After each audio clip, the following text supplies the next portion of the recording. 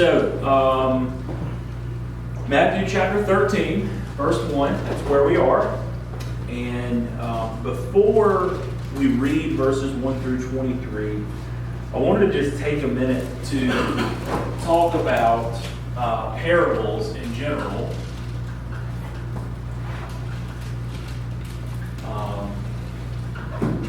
Just very simply, what are they? And so the word parable here really comes from two different Greek words that are put together. And so it kind of literally means to cast, or you could say, or to come alongside. And I think we will sort of see kind of what that means when we unpack exactly what a parable is and how they are used. But let me just, before I give my definition, if somebody were to ask you what is a parable, what would your short answer be? Story with a background. Story with what? With like a background setting. Okay. Lesson. Story with a lesson. I think that's definitely right. Anybody else? So let's try to drill a little bit deeper and think, especially when we're thinking about the way Jesus uses the parables and the stuff he includes.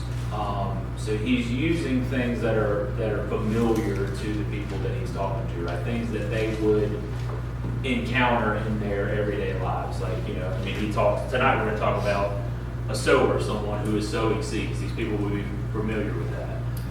They would understand the concept of a sower throwing out seeds. They would understand the concept of stony ground or thorns. They would understand what a fruitful harvest would be. And so he is using, we could say,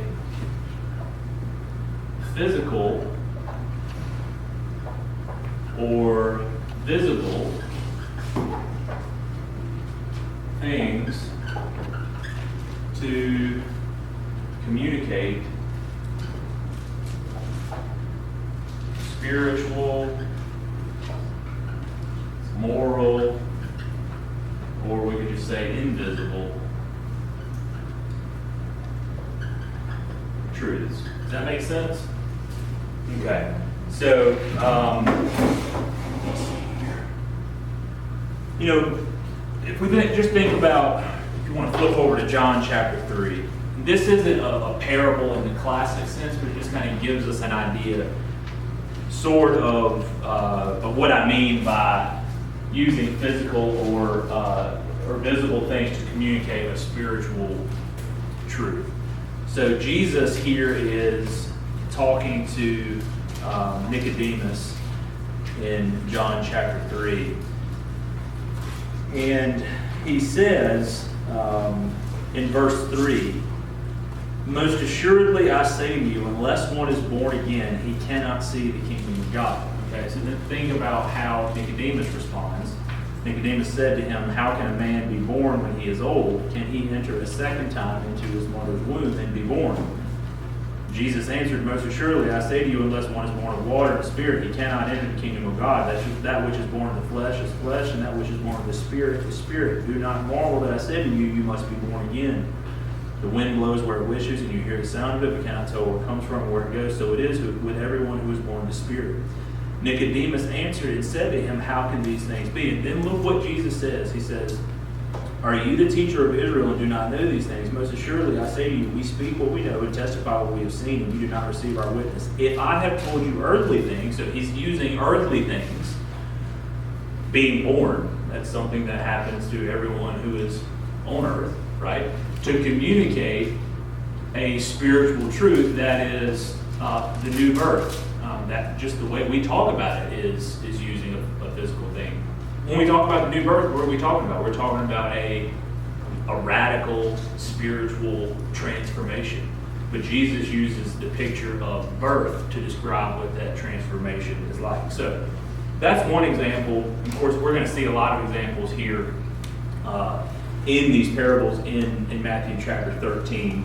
So that's one definition. Another one, a short metaphorical narrative. That's the way some people have described it. Fictional stories that convey moral and spiritual truth. And a couple other things that I jotted down here just on interpreting parables before we get into it.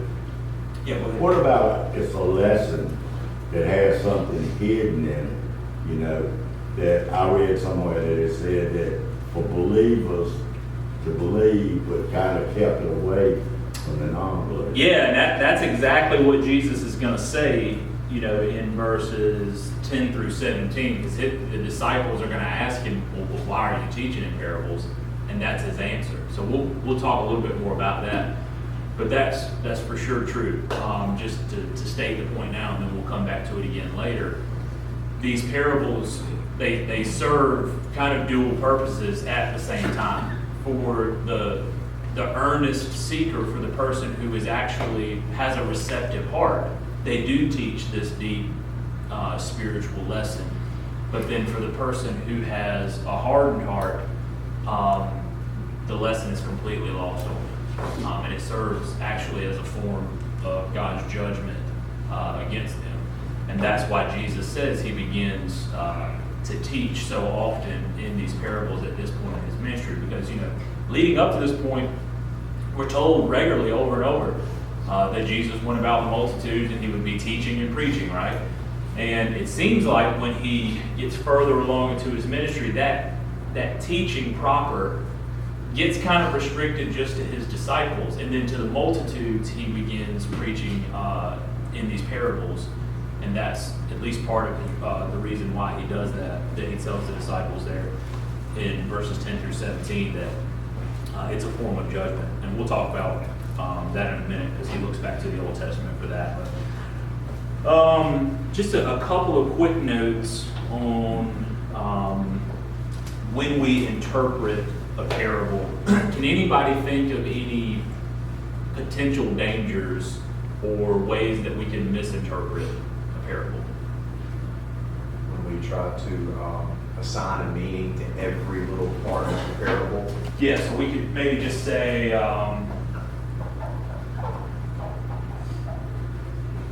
don't press every single detail, because that's not the genre. That's not, when you're reading Paul's letters, that's a little bit more how you want to read that, because he's teaching doctrine there line by line. I mean, he's going through, and you're supposed to kind of examine every word. This is a story where you're supposed to draw out usually one main point, sometimes maybe two or 3 points. I think of like Parable of the Prodigal Son. There are like 2 or 3 main points there in that one.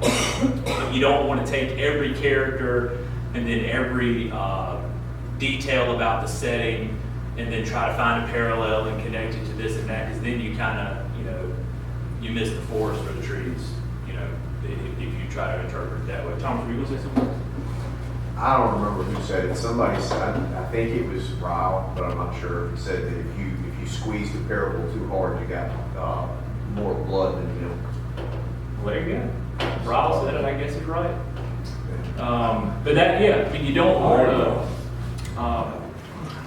You're the man. I said Ryle. Oh, wow. Rob said that. I was like, Rob, I did, I heard it that's wrong. good. Sorry, Rob. Nah, yeah, it just went. Positive on Let's see. Don't sleep on Rob. Oh yeah, and the last thing before we get into verse 1, the power of parables is usually found in, if we come to it with an open heart, we're able to either see ourselves in one of the people, one of the characters in the parable, and then the lesson really kind of hits really hard to us. And so, or we are at least able to draw some experience that we've gone through in our own lives that it makes it hit home. one quick trivia question when we're talking about, finding ourselves in one of the characters. Can anybody name an Old Testament parable and maybe let us know what the big lesson was from it? I'm thinking of a specific one when there's not much to choose from. So when David took Bathsheba, and who was the prophet? Prophet came along and said, Nathan. Nathan, that's what I was going to say, and doubting myself. But he came along and he said something about, this guy with all these sheep, and this other guy only has one sheep, and he steals his sheep. What do you think about that? And David said that he deserved to be put to death. And he said, you are that man. That's right. David was, completely indignant, and then Nathan kind of like plays the hammer, like, you're the bad guy in the parable. And of course, that's how we get one of the most famous psalms that's in the book of Psalms, Psalm 51, David's psalm of repentance, as he responds to the Spirit's work in Nathan approaching him and confronting him with that parable. All right, so let's read verses 1 through 23, then we'll kind of walk through it. I will read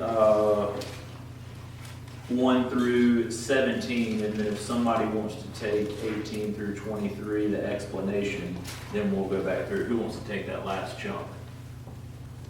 Bill? All right, thank you. All right, Matthew 13, verse 1.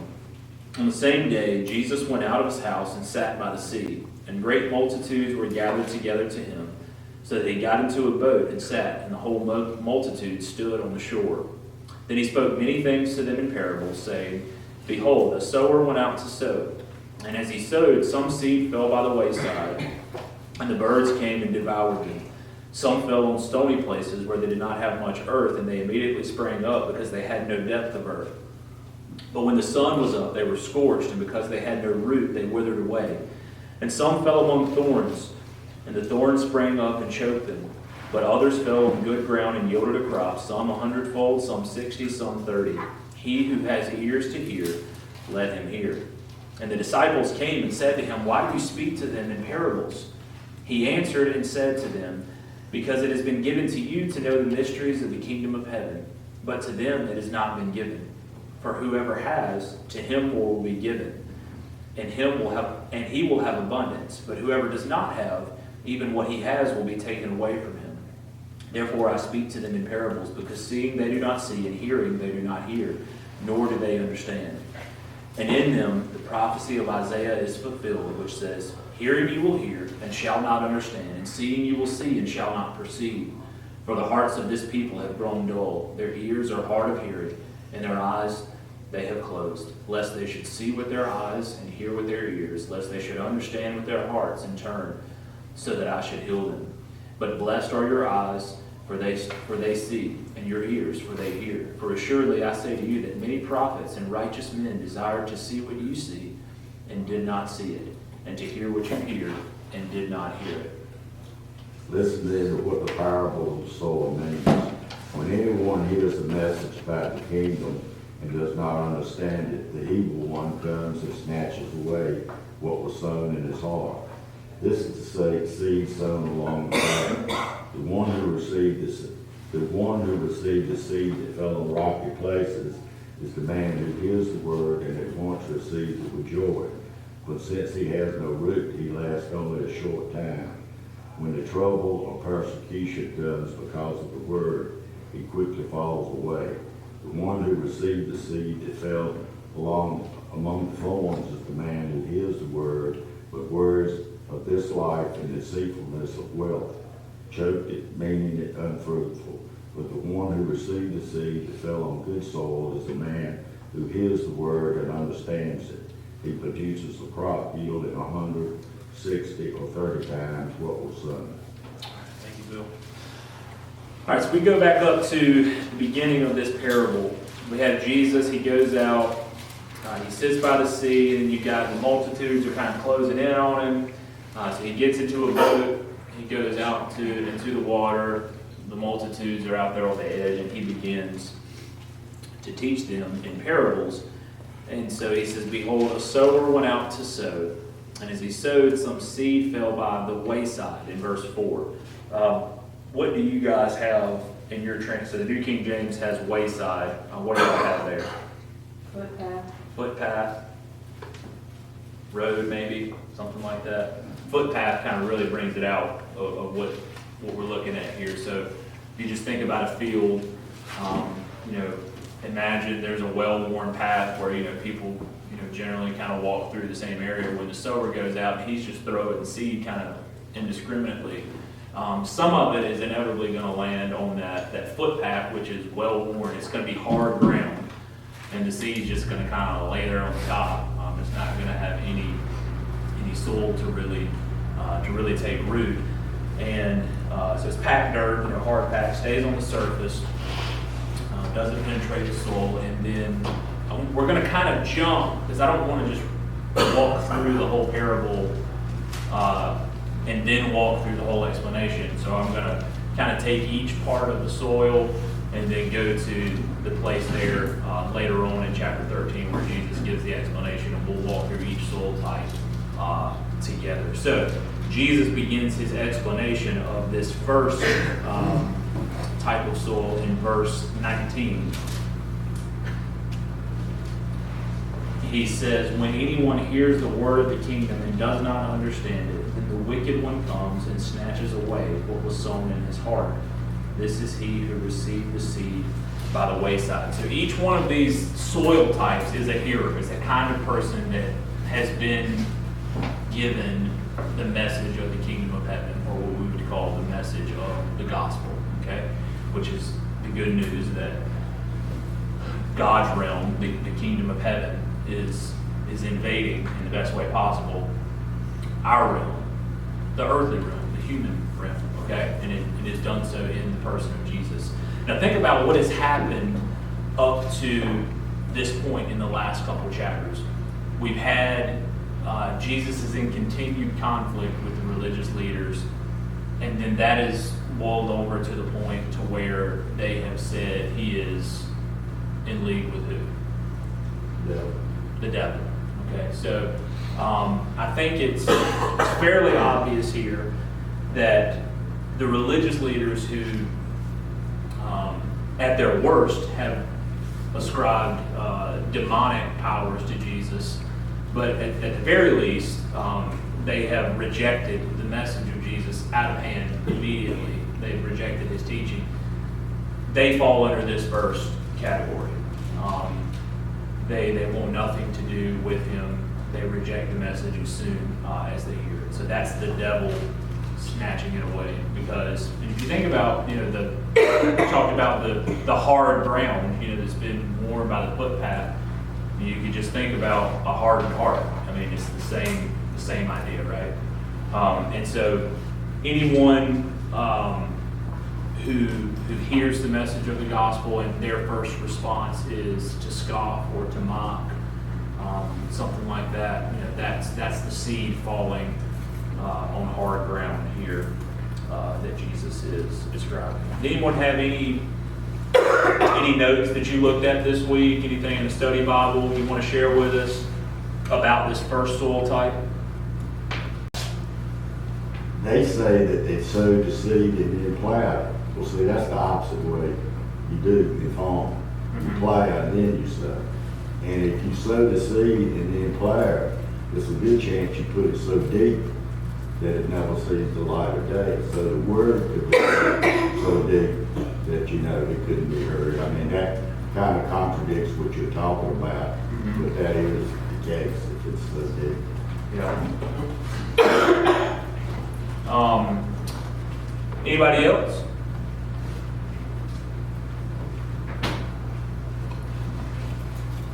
All right, well, let's look at verse 5. And I want us to think about, you know, maybe people that we've known, I'm not saying name names, I don't think about it, but just how this is still a reality today. Jesus is first and foremost in this parable, he is pointing out how the multitude, this is a mixed multitude that he is teaching these parables to. And so there's each one of these four types of hearers that he's speaking to. Okay? But even in our day, when the gospel is preached, you're still going to have these same four types. And so think about maybe people that we've known that might fit into each one of these categories. And of course, anytime that we're reading God's word, it's a cause for self-examination. And I really want to draw that out when we get to something that Jesus says later on, but I'll hold that for then. But verse 5, some fell on stony places where they did not have much earth, and they immediately sprang up because they had no depth of earth. So you see what happens in verse 6. But when the sun was up, they were scorched, and because they had no root, they withered away. We look down at verses 20 and 21. Jesus is going to give a very explicit, explanation of what he means here. But he who received the seed on stony places, this is he who hears the word and immediately receives it with joy. Yet he has no root in himself, but endures only for a while. For when tribulation or persecution arises because of the word, immediately he stumbles. So, my mind here goes to sort of the way we in America we have done revivals, and so you'll have some cases where people will respond very emotionally to the preaching of the gospel. They may, walk an aisle. They may pray a prayer.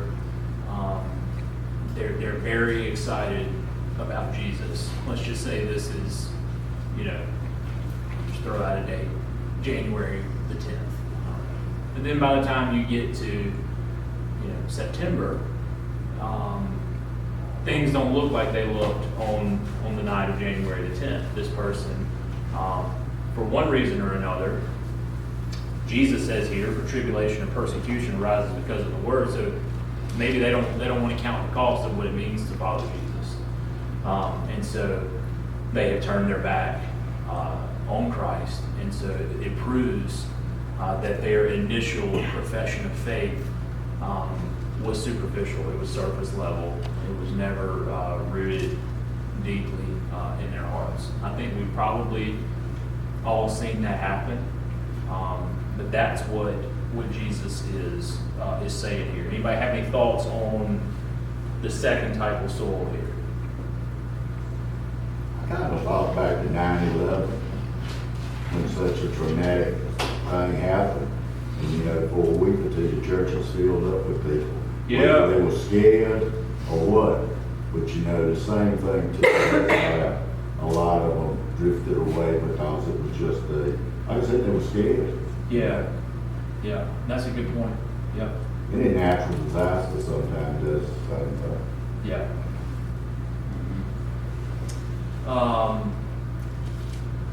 So yeah, enthusiasm does not equal depth, and as soon as trouble comes, especially trouble that is specific to your faith, that's brought to you because you are a follower of Jesus, that usually will cause this person to turn away. You can think about this, it's kind of like, in sports, you have like fair weather fans, right? So like, if Carolina's winning, so-and-so is a huge fan, but like, as soon as they have a rough season, they don't watch the games anymore or whatever. I mean, that's a silly example, but I'm just saying, it's the same idea. But along with that counting the cost thing, I don't think necessarily it has to be just like outright persecution. Maybe a person starts to realize, okay, well, I can't really go out and party every night, or talk ugly with this crowd, or do these things and still call myself a Christian. And so they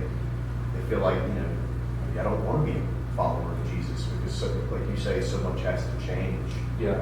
That's part of the cost. Mm-hmm. Yep, that's exactly right. So we move to this third type, which is in verse 7. And some fell among thorns, and the thorns sprang up and choked them. And Jesus gives the explanation in verse 22. Now he who received the seed among thorns is he who hears the word, and the cares of this world and the deceitfulness of riches choke the word until he becomes unfruitful. And I was looking at like one commentary, and the commentator said, one life can only hold so many things. And the idea that he's conveying there is your heart can really only truly be seeking after but so much. And so if your heart really is after the things of this world, riches, money, wealth, whatever it is, then you're not going to have a heart that has the bandwidth to pursue Jesus and the things of God. And so it does remind me again of those Springsteen lyrics, but I'm not going to do that to y'all again. But it is the idea that, that striving after the wealth of this world, it grabs at everybody. It's not just something that we can just say, oh, well, that only applies to rich people. I mean, there are poor people who the thing that they want most is what? To be rich. And there are rich people, the thing they want most is what? To be richer. Exactly. So, we don't want to just read something like this and say, all right, well, that only applies to this group or whatever. It can apply to any individual who is grabbed by that specific sin. And then, of course, you have verse 8. But others fell on good ground and yielded a crop, some 100-fold, some 60, some 30. He who has ears to hear, let him hear. So the big difference here is these people bear fruit and they continue to bear fruit. And so I think the third category here is the most difficult one to sort of fit in our categories of eternal security, can you lose your salvation and all that. It seems pretty obvious to me that the second category, the one on the stony places, was never genuine faith. But this third category, it seemed like, they may have had something legitimate going on, but they didn't persevere. And this is where I think the distinction between, this is why I don't like the phrase, once saved, always saved. Even though I think theologically it's true, if you are genuinely saved, you will endure to the end. So I think a better way of talking about that is the perseverance of the saints. Meaning that if you are genuinely saved, if you have genuine faith, then you're going to persevere. And that's what this fourth type of soul does. They persevere to the end, and they continue to bear fruit. They don't all bear the same amount of fruit. It says, some 100, some 60, some 30, but they persevere. And we're looking at a complete life here. That does not mean you don't have seasons of backsliding and things like that. That's maybe a conversation for a different night. But it just made me think about how the phrase once saved, always saved does not really communicate as well the truth of what I think Scripture teaches as something like the perseverance of the saints. Does that make sense? Mm-hmm. It does not? All right, so you're saying that if a person is emotional and walks down the aisle, I think about the night I was saved. And it was as real then as any time, but I didn't have any roots. I had just enough to know that I was not saved and that I wanted to be saved. But then it was up to me. It wasn't up to the people in the church. They would say things like, how you doing? Are you staying in the Word? I tell you what, tell me where to start. That would have been a good start. And I found myself falling away over and over and going back to my old friends who stood by me. I even had a friend that used to tell me, give me a good old sinner any day, cause they'll stay with you. So, I know I was saved, but it took a long journey for me to realize that it was real, and it was emotional, and I cried, but then to say, well, you know, I'm not saying, question that. I'm not saying because it was emotional, that's what makes it not real. There are emotional conversions, many times, that are completely real and long lasting, and that person perseveres in the faith. But I do believe once saved, always saved, the key word being saved. Exactly, and I think some people hear that, and what they hear is, oh, Said the you know, I prayer. prayed that prayer 30 And I'm years done. ago, I got that straight, preacher, you know, that would be their response, and there's nothing in their life that is not 160 or 30-fold, there's 0-fold fruit. There's no, the New Testament just does not have a category for a person who makes an initial profession of faith and then their life is completely unchanged and they still live the way of the world. That's all I'm saying. That's what some people hear when they hear once saved, always saved. Is the statement literally true? Yes, it's true. Once you are saved, you are always saved. But if you take out the perseverance part of that, if you are saved, you will endure to the end. It may be a rocky road. Part of the time you may backslide, you may stumble, but you keep coming back to Jesus. I mean, that's to some degree or another pretty much all of our stories. I mean, none of us are, I don't think, always pursuing Christ with the fullness of our hearts every single day. It's trending up, but it's not like a straight line. Yeah. So that's all I'm saying is I don't want people to hear the wrong thing when they hear once saved, always saved, even though I think it's correct. So we kind of already covered this. That's right. But the disciples, they asked Jesus in verse 10, why do you speak to them in parables? And then Bill kind of brought this up earlier. Maybe I'll get you to repeat that in just a second, Bill. I'm going to read it again. He answered and said to them, because it has been given to you to know the mysteries of the kingdom of heaven, but to them it has not been given. So just pause real quick. Mysteries here doesn't mean, it's like a riddle to be solved. It means that it's something that God did not reveal until a specific point in history. Okay, and that point will actually be made even more clearly down in verse 17. But for whoever has, to him more will be given, and I think has would be the eyes to see, the spiritual want to. He will have abundance, so he will keep learning. He will keep seeking more knowledge from Christ.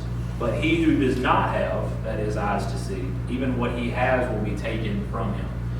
I think what he's saying here is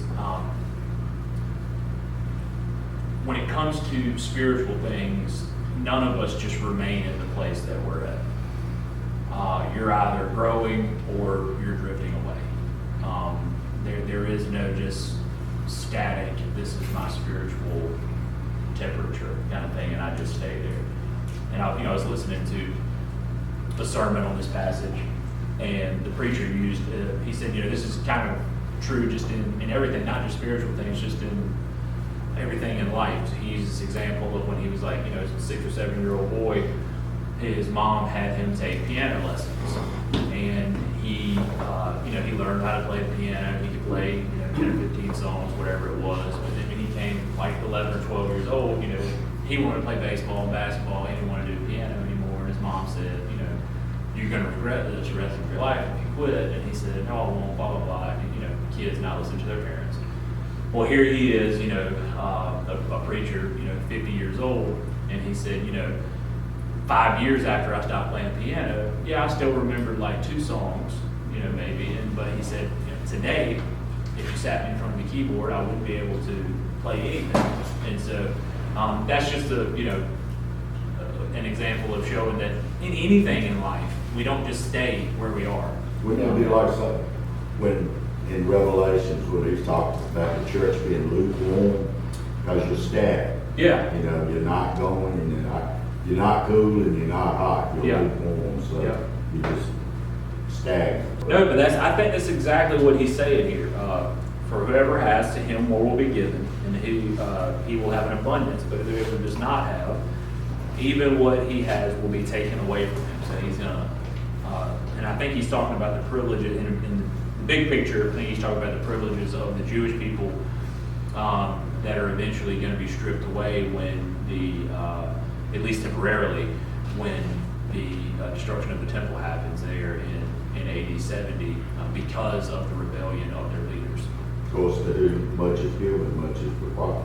Yeah, that's right. And we talked about that in recent weeks, when it comes to judgment. Therefore I speak to them in parables, because seeing they do not see, and hearing they do not hear, nor do they understand. And in them the prophecy of Isaiah is fulfilled, which says, hearing you will hear. And so this prophecy is when Isaiah is called in Isaiah chapter 6. He sees this vision of God on the throne, and God is looking for a messenger. Isaiah says, here am I, send me. And then Isaiah gets the mission. The mission is not really all that fun sounding. He is supposed to go and tell the people, you're not going to listen to God because you have hardened hearts. That's the essence of the message, which is, hearing you will hear and shall not understand, and seeing you will see and shall not perceive. For the hearts of this people have grown dull, their ears are hard of hearing, and their eyes they have closed, lest they should hear with their ears and hear with their eyes, see with their eyes and hear with their ears, lest they should understand with their hearts and turn, so that I should heal them. So that was true of the people in Isaiah's day, and now it's also true of the people in Jesus' day who have hardened their hearts against the message of the kingdom of heaven. But blessed are your eyes, this is him talking to the disciples, and your ears, for they hear. For assuredly I say to you that many prophets and righteous men desired to see what you see and did not see it, and to hear what you hear and did not hear it. So let's talk about verse 17. What do you think he's saying there when he says, many prophets and righteous men desired to see what you see and did not see it, and to hear what you hear and did not hear it? The coming out of Messiah, of Jesus. That's right. So we think about these Old Testament figures, Abraham, Moses, David, that they saw so much, but it pales in comparison to seeing the fulfillment of all of those things that they saw, which was the incarnation. It was the coming of the Messiah, and so there's a real sense in which even us today, not just the disciples that walked the earth with Jesus, but those of us who have the New Testament, and we have the revelation of what God has done specifically through the Messiah, that we have seen things, we have heard things that Abraham and Moses, that they didn't see. They saw it in kind of a shadowy form. There was anticipation. They knew that God was going to do something great in the future, but we have the fullness of that revelation. And that, is a huge privilege that we have. But the other side of that coin is it's a big responsibility. And so we think about, what are we doing with all of that light that we've been given? Are we hiding our light under a bushel, as Jesus warned us not to do back in the Sermon on the Mount? Or are we letting that light shine before the world? And that's something for us to definitely think about tonight, and not just tonight, but really every day. So Bill mentioned earlier, just to tie a bow on this, that the parables kind of have a dual purpose.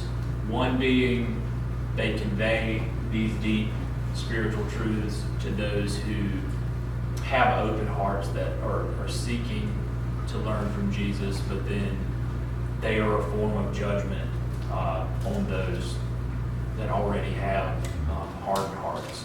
And so it's, in a way, it's like Jesus is not going to cast his pearls before swine, by giving them straightforward preaching and teaching of the gospel like he had been, it seems like, up to this point in the gospel. Now it's going to be sort of veiled through these parables. But for the ones who want to know and who seek to learn the truth about the kingdom of heaven, it will be revealed to them by Jesus himself in the case of his disciples, but then by the Holy Spirit in the case of everyone who follows as a result of their ministry.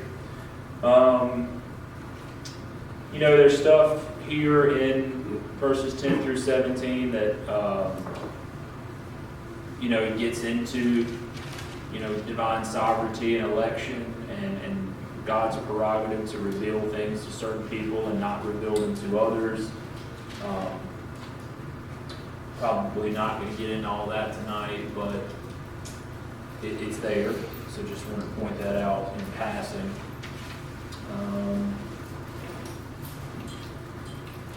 That's all I have for tonight. I just wanted to get through verse 23. And I wanted to handle that one by itself just because there's 7 parables in Matthew 13. These next 6 are all specific to the nature of the kingdom of heaven. If we just look at, verse 24, the kingdom of heaven is like. Then if you look at verse 31, the kingdom of heaven is like. Verse 33, the kingdom of heaven is like.